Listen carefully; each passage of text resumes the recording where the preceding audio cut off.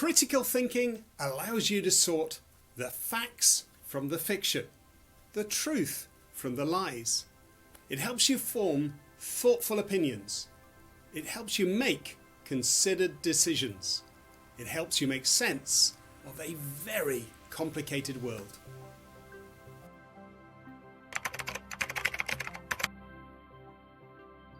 To think critically sounds as if you must be criticizing something, but that's not what critical thinking does. It's less about finding fault with an idea or an opinion, and more about evaluating it.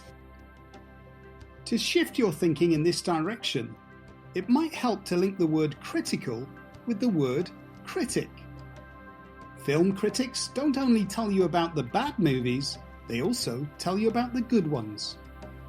Food critics do tell you which restaurants you should avoid, but they also tell you which ones to eat at.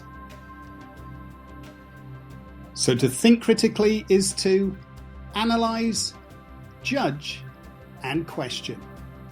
It's a really important skill because we're living in an information-rich world, which unfortunately includes lots of false information. We're often told, don't believe everything you hear or read. But how do we know which information to believe and which to ignore? Well, this is where critical thinking is so useful. So here are 10 terrific tips to help you think more critically. Tip 1. Think about why somebody is telling you what they are telling you. Is their motive to inform or to persuade? When the National Geographic website explains that the blue whale is the biggest animal that has ever lived on planet Earth, it's simply informing you of something you might not already know. An advert, though, aims to persuade. Wheaties breakfast cereal was promoted as the breakfast of champions. Do all the champions of the world predominantly eat Wheaties for breakfast? No. Will eating Wheaties for breakfast make you more likely to become a champion? No, but that's what the company is wanting you to think. Be aware that much of our daily information intake is presented in a way that aims to persuade, not simply inform. News organizations, newspapers, YouTubers, Instagrammers, Twitterers, TikTokers often don't give a balanced perspective and may miss out important truths, or give opinions that are disguised as facts. Be aware that social media influencers, there's a clue in the name there, are paid to persuade you to have certain opinions and buy certain brands. Some telltale signs of persuasion are the use of superlatives and hyperbole, the words you and we, and finally, anything that will involve you spending money. So be a good critical thinker and be aware of when you are being persuaded. Tip 2. Don't believe everything you see. Don't believe it until you see it with your own eyes. This was good advice when it was first said, but that was long before the invention of Photoshop. What you see on social media is not reality. People regularly post filtered photos of themselves in an effort to make themselves look better than they really do. Unfortunately, other people compare their looks and lives with these unrealistic images, and their self-esteem, their body confidence, and their level of happiness are all negatively affected. Social media is also rife with fake photographs that understandably get more clicks and likes and shares than undoctored ones. A high-flying selfie? I'm afraid not. A bear chasing a cyclist? Nope. A funny-looking cat? Funny, but not as funny. Whilst you might enjoy these photos, treat them like you do a magic show. A critical thinker knows that the magician isn't really performing magic. They're just tricking us into believing that they are. Tip 3. Challenge things you are told but don't agree with. By challenging opinions that you don't agree with, you will either make others aware of a different point of view, or the person you are challenging will explain their opinion more clearly or support it with more facts. Either way, you're in a win-win situation. One of you, or more likely both of you, will learn something new. Tip 4. Analyze using facts rather than feelings. Sometimes we believe something because it feels right. For instance, if I flip a coin and it lands on heads 10 times in a row, it feels as if tails has a higher probability of coming up on the next flip. However, the probability does not change. Both heads and tails have an equal chance of coming up. Let's look at another example when a fact feels wrong. Look at this illusion. The two tabletops are exactly the same size. It's true, I promise you. Let me prove it. Even after I've just proved it, it still seems unbelievable. Facts can feel wrong. Did you know that the average cloud weighs more than 100 elephants? Tip 5. Read beneath the headline. Headlines, taglines, titles and thumbnails are there to grab your attention, to hook you. Online sites judge their success on the number of clicks they get. The more interesting, unusual, exciting or shocking something appears to be, the more people will click on it.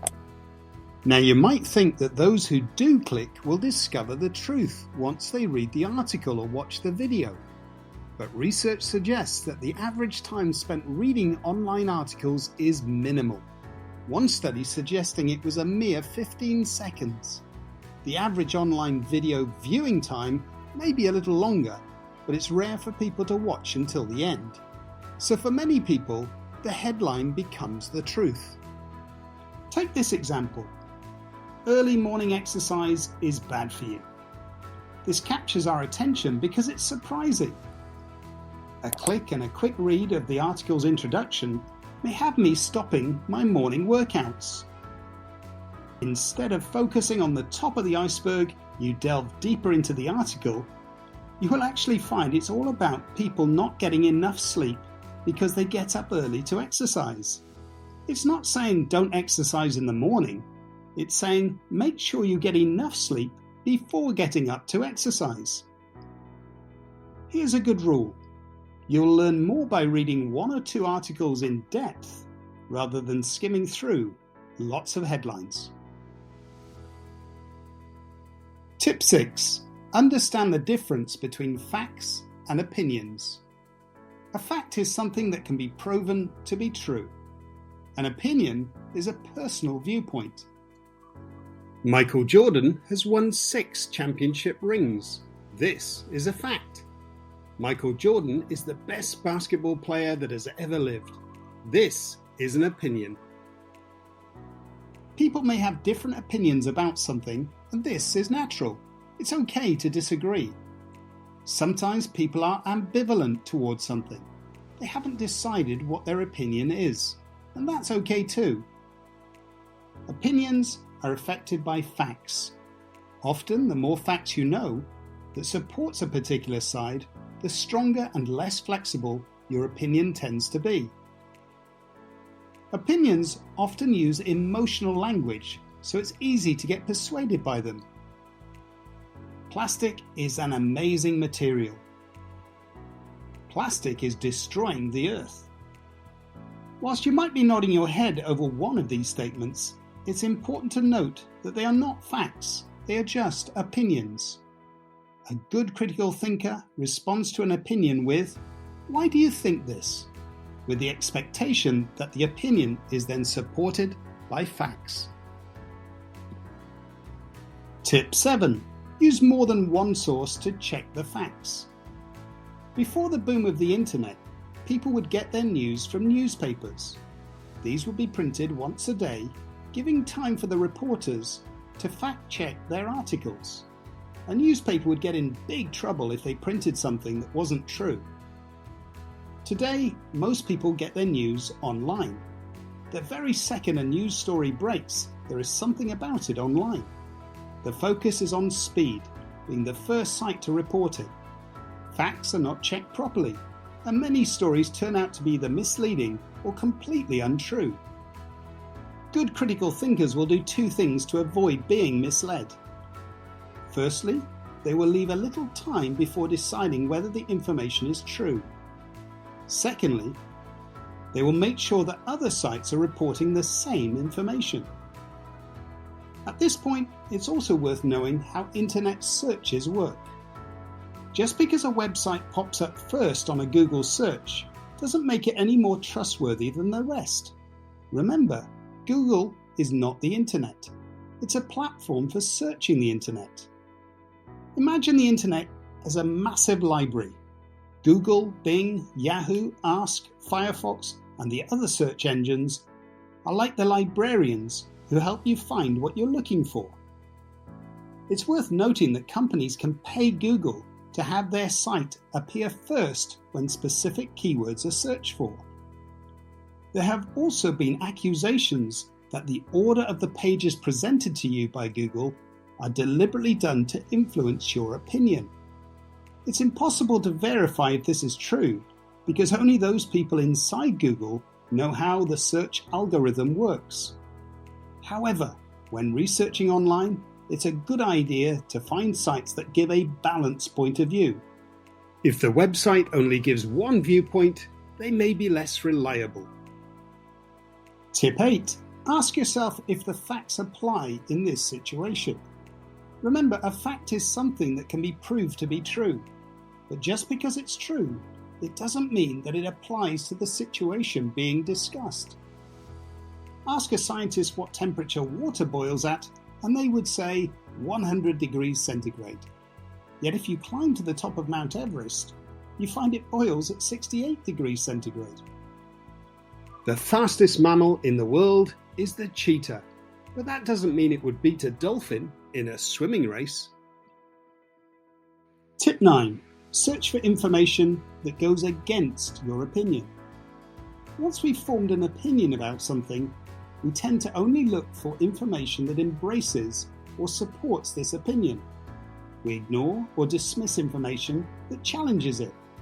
Psychologists call this confirmation bias. Try to be aware of when you are doing this. For example, you may notice it when you choose your website to click on, or which YouTube video you select. When you are reading information texts, you may spend longer reading things that you strongly agree with and skim over the other side of the argument. A good critical thinker not only is aware when they are exhibiting confirmation bias, they actively seek opinions that are opposite to theirs. Finding out about these may not change your mind, but they might help you to understand why someone else doesn't agree with you. Tip 10. Don't be misled by graphs and data. Graphs are often used as evidence to help persuade you about something, and as graphs represent numbers, they seem to have more credibility than words. However, there are many ways that graphs can be used to mislead people. The most common trick is to manipulate the scale. Let's see this in action. Look at this table. 2,000 people were asked what their favorite fast food outlet was, and here are the results. Let's graph this data. On this first graph, it looks as if KFC and McDonald's were significantly more popular than Pizza Hut. In fact, the bar chart makes it look as if KFC is 5 times more popular. But looking at the numbers in the table, we can see that it only has 55 more votes. Let's plot the graph again, this time starting the y-axis at 0. This seems to represent the data better. Here's another example, this time showing the number of bicycles a company has sold. We'll pretend that we work for the company as part of the sales team. Let's plot this data on a line graph, and we'll do this in a way to persuade our bosses that the sales team is doing a tremendous job. There we go. the graph shows a huge increase in sales in 2020 and 2021.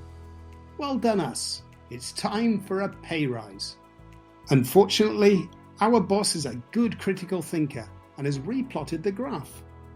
This second graph makes it clear that sales haven't changed much over the past 2 years. We'll be lucky to keep our jobs. Finally, let's look at a simple yes or no survey. Should our school uniform be banned?